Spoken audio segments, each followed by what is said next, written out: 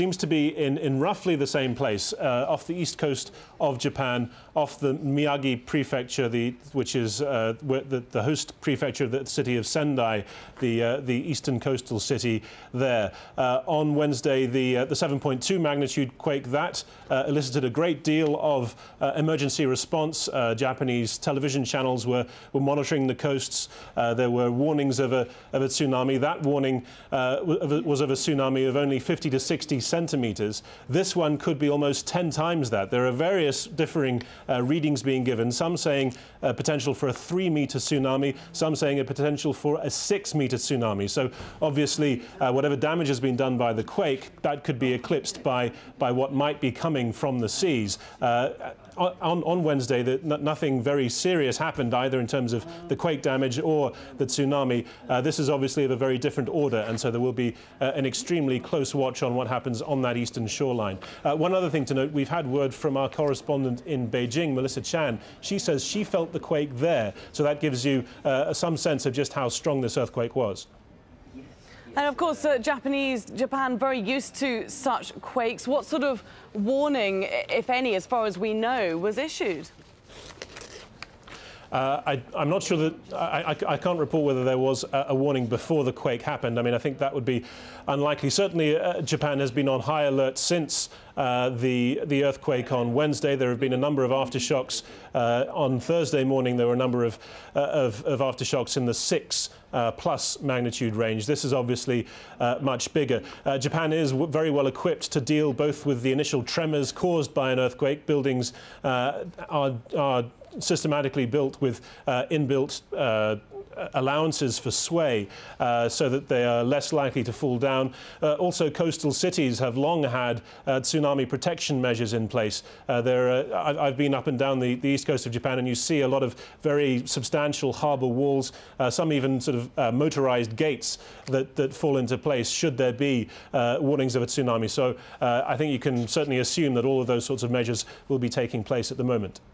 Fawcett, many thanks for bringing us that from Kuala Lumpur. Just to update viewers, we're seeing the first pictures coming out after a very strong 7.9 magnitude quake hit off the northeast of Japan, rattling buildings as far away as Tokyo. We can now speak to Julian Ryle. He's the Telegraph correspondent in Japan. Thank you very much. Could you just tell us where exactly you are in Japan and what the situation is? Absolutely. I'm on a bullet train heading from Yokohama to Tokyo and then on to northern Japan. The train was travelling along perfectly fine, and all of a sudden the lights went down and there was an emergency warning that the emergency brakes had been applied. We came to a grinding halt, and it was very clear that the train was shaking. Alongside the tracks I'm looking out now, we haven't moved.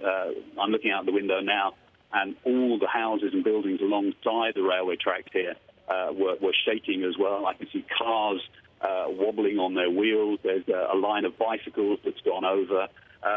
People are out in the streets, and they were looking up and wondering what was happening.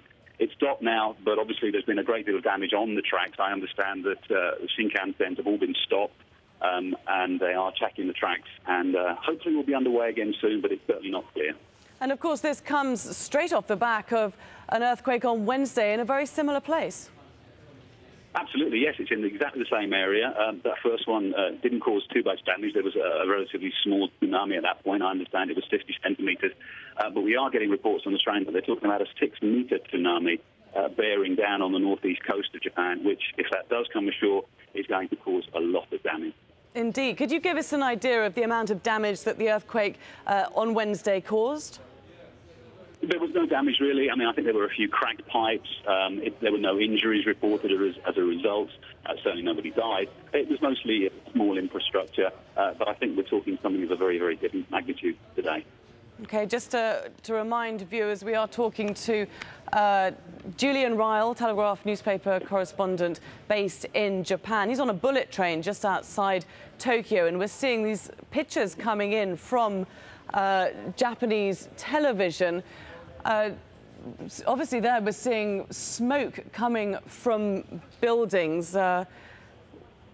We believe that may well be in the capital, Tokyo. It is indeed in the capital, Tokyo. That following a very strong earthquake that's hit some 376 kilometers northeast of the capital. Julian, back to you if you're still with us on that train. What's the mood amongst the people there? It appears this earthquake was absolutely massive. It was very, very big, and I have to say, initially there was panic. The lights went out, and as I say, the emergency brakes were applied, and the people around me were very, very frightened. There's a group of elderly Japanese on the train along with me, and they were very, very worried. A lot of them are saying it's the biggest that they've ever felt for themselves. Obviously, there have been huge quakes down in Kobe and other parts of Japan over the years, but a lot of them are saying this is the biggest one they've ever felt. And we are a long, long way from the epicenter. It's going to be a great deal worse in the north of Japan today. Indeed, we'll be keeping a close eye on the developments and the news as we get it out of Japan. Thanks very much, Julian, for joining us there with the latest on the situation. Just to remind viewers, these are pictures coming to us from Japanese television, the country having been hit by a major earthquake, 7.9 magnitude tremor, striking around 376 kilometers northeast of Tokyo, some 24 kilometers below the sea, but still so powerful that buildings in the capital have been rattled, people fleeing those buildings, running out onto the streets. The tsunami alert has been issued not only for Japan but also for Russia. A tsunami wave possibly up to 6 meters high expected to be seen in the coming hours. We will, of course, keep you up to date with all the very latest coming out of Japan this hour. OK, well, let's move on for the moment to Libya, where there are reports that forces loyal to Colonel Muammar Gaddafi have renewed their assault against opposition fighters in the oil port of Ras Lanuf. Now, increasingly, the rebels' hold on Libyan cities is being eroded as the government accelerates its onslaught. The sense of security the opposition fighters had is now being challenged in earnest. In AlJazeera, the closest city to the capital, Tripoli, pro-Gaddafi forces appear to have regained control. And in Brega, fighters report multiple airstrikes by government forces. The hospital there filling with the wounded, challenging the rebels' hold on the country's east.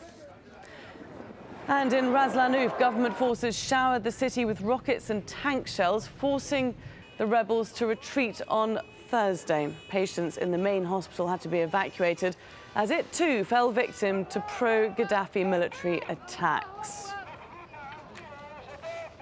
Right, we're just going to return now to our breaking news coming out of Japan. These are the latest pictures we've been getting out of Tokyo, out of Japan, seen on Japanese state television, following a 7.9 magnitude earthquake striking off the northeast coast.